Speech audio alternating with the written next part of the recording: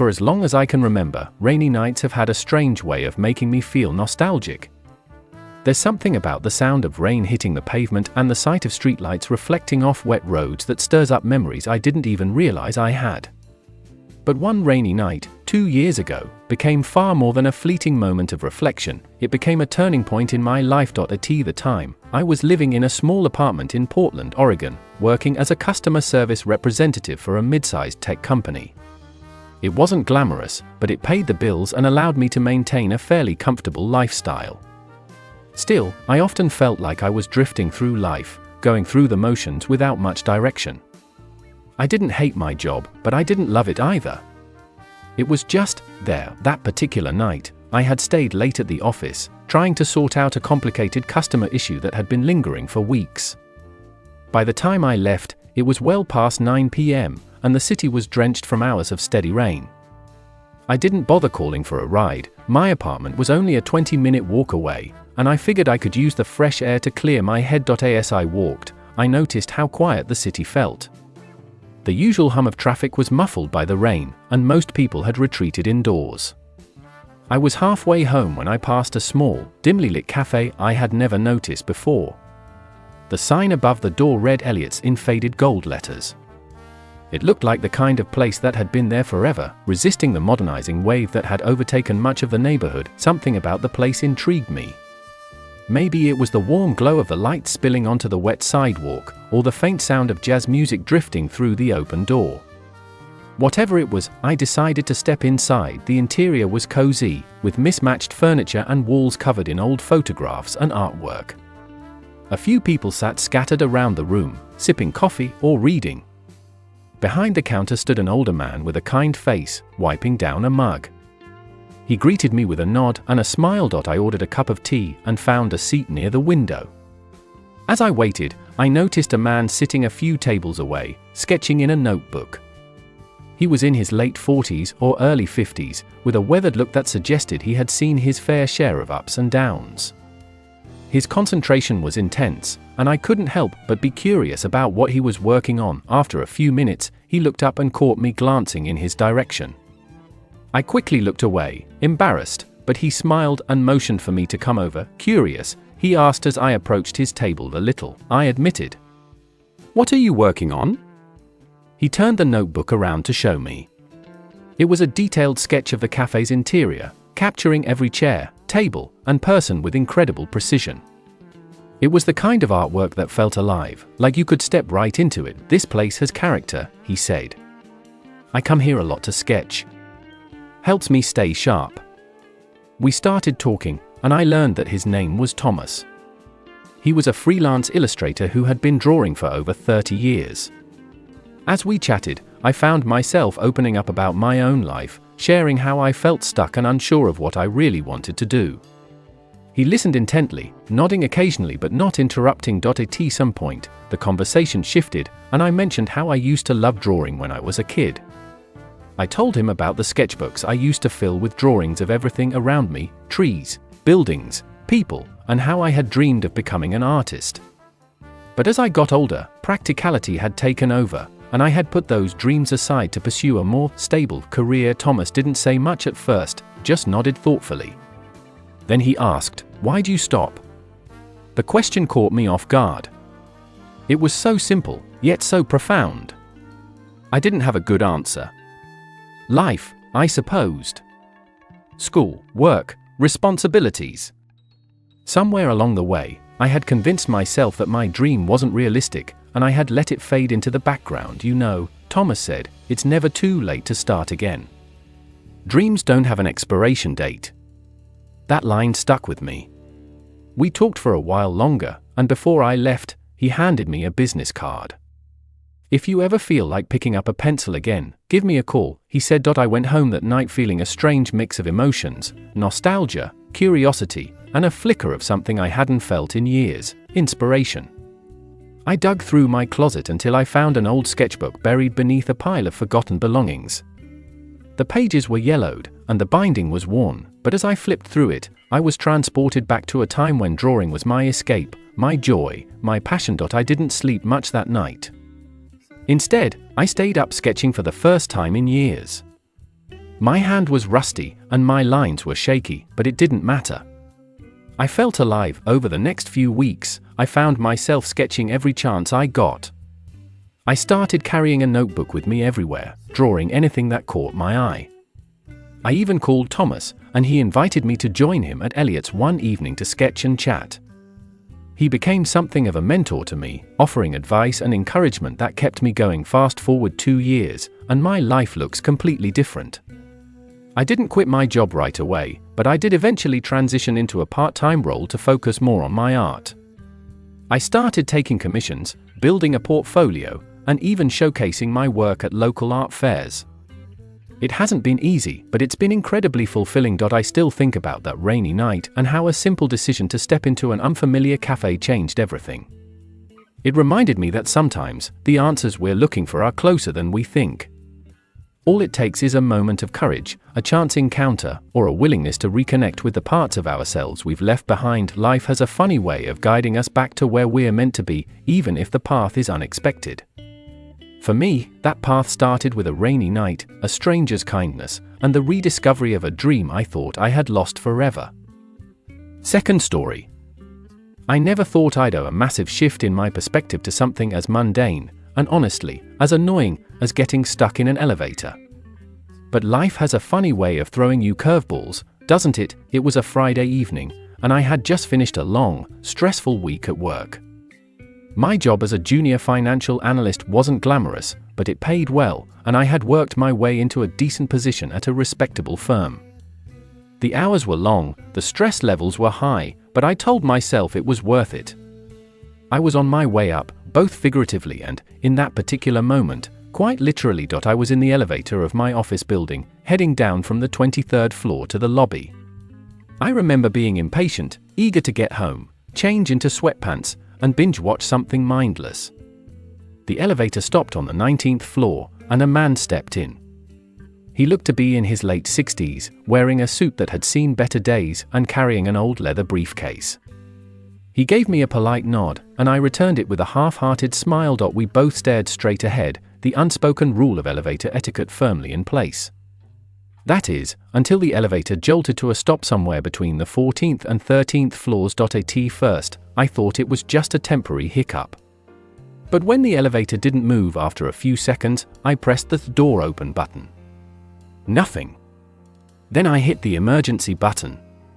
A tinny voice crackled through the speaker, informing us that there was a technical issue and that a technician was on the way.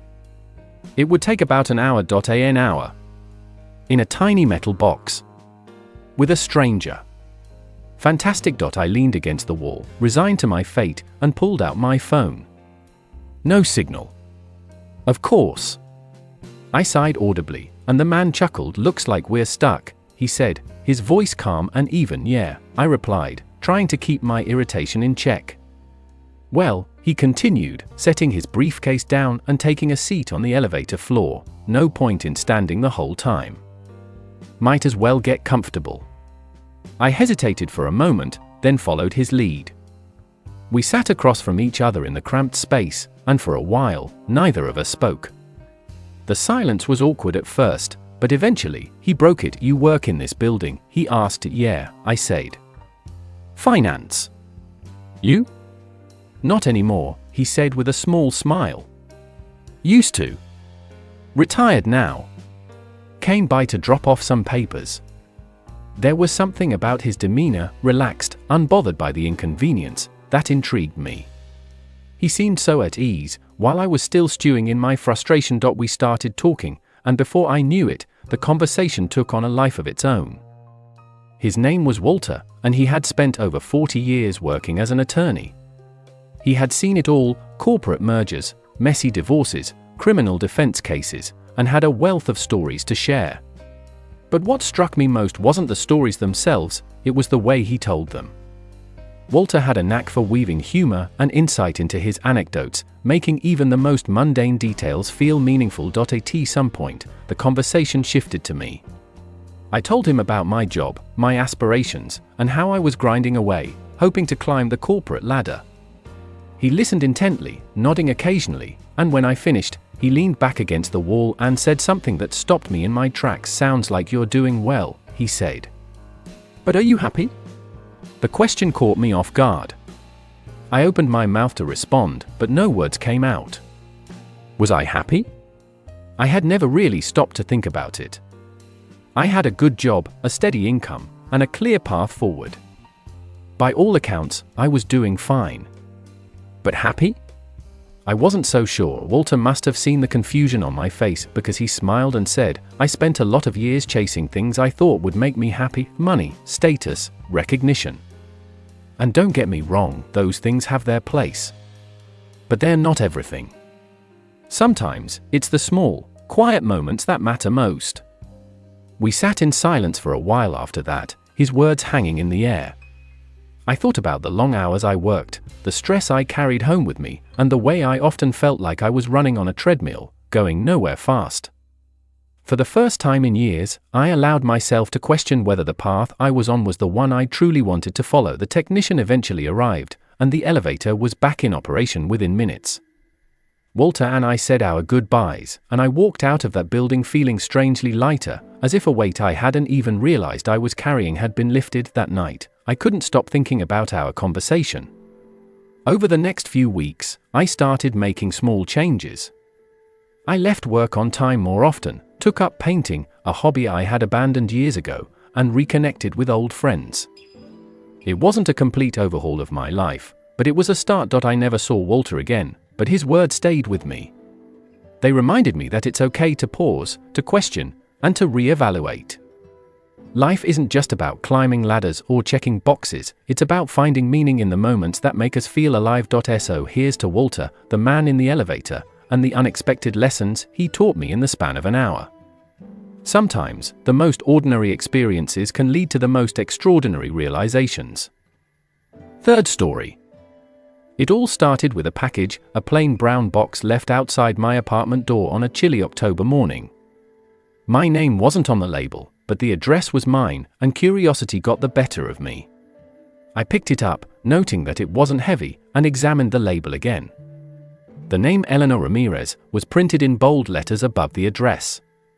I didn't know anyone by that name in my building. My apartment complex wasn't small.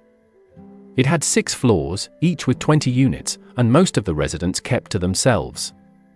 I had lived there for 3 years and only knew my direct neighbors, who were polite but distant. I considered ignoring the package, but something about the name stuck with me. I decided to take it to the leasing office, but it was closed. There was no one at the front desk, either. I stood there holding the box, debating whether to leave it in the lobby or just take it back to my apartment. But then I noticed something, apartment 6C written in small print below Eleanor's name. Fine, I muttered to myself. I'll deliver it. Apartment 6C was on the top floor, directly across the building from my unit on 2A. I trudged up the stairs because the elevator was out of service for the 3rd time that month. By the time I reached the 6th floor, I was out of breath and questioning why I hadn't just left the box in the lobby. I knocked on the door to 6C. No answer. I knocked again, louder this time. I heard shuffling from inside, followed by a voice that sounded hoarse and cautious. Who is it? Hi, I called out, I have a package for Eleanor Ramirez. It was delivered to my door by mistake. The door cracked open, and a woman in her late 70s peeked out. Her silver hair was pulled back into a loose bun, and she was wearing a faded pink bathrobe. Oh, thank you, she said, her voice softening. She opened the door wider and smiled, though it looked more like an effort than a natural expression. I handed her the package, and she hesitated for a moment before taking it. Sorry for the trouble, she said. They always get my deliveries wrong. No problem, I replied, turning to leave. But something made me pause. Maybe it was the way her voice trembled slightly or the way she clutched the package as though it were something precious. Are you okay? I found myself asking, the words spilling out before I could stop them. She looked surprised, then nodded quickly. Yes, of course. Thank you again. I walked back to my apartment, feeling vaguely unsettled. A few days later, I saw Eleanor again, this time in the laundry room. She was struggling to carry a heavy basket, and without thinking, I offered to help. She hesitated before accepting, and as I carried the basket to the nearest washing machine, she told me a bit about herself. She had lived in the building for 25 years, long before it became a rotating door for young professionals like me. Her husband had passed away 5 years ago, and her children lived out of state. Most of her days were spent alone, with occasional visits from a nurse who helped her manage her arthritis. "I'm sorry if I came off as rude the other day," she said, folding a dish towel. "I'm not used to people checking on me." "It's no problem," I said. "I'm glad I could help." That conversation was the first of many. Over the next few weeks, Eleanor and I started talking more whenever we ran into each other. She had a sharp wit and a deep love for crossword puzzles, which she insisted were the best way to keep your brain sharp. She told me stories about her life, how she had met her husband, the struggles they'd faced, and the joys they'd shared. It wasn't long before I started making it a point to check on her. I'd stop by her apartment to say hello, bring her groceries if she needed them, or just sit with her and talk. It didn't feel like an obligation, it felt right. One evening, as we sat in her small living room, she said something that stuck with me. "You know, it's easy to feel invisible when you're old," she said, her voice quiet. "People don't look at you the same way. It's like you stop existing to them." Her words hit me like a punch to the gut. I had spent years living in the same building as Eleanor without even knowing she existed. How many others were there, quietly living their lives, unseen and unheard?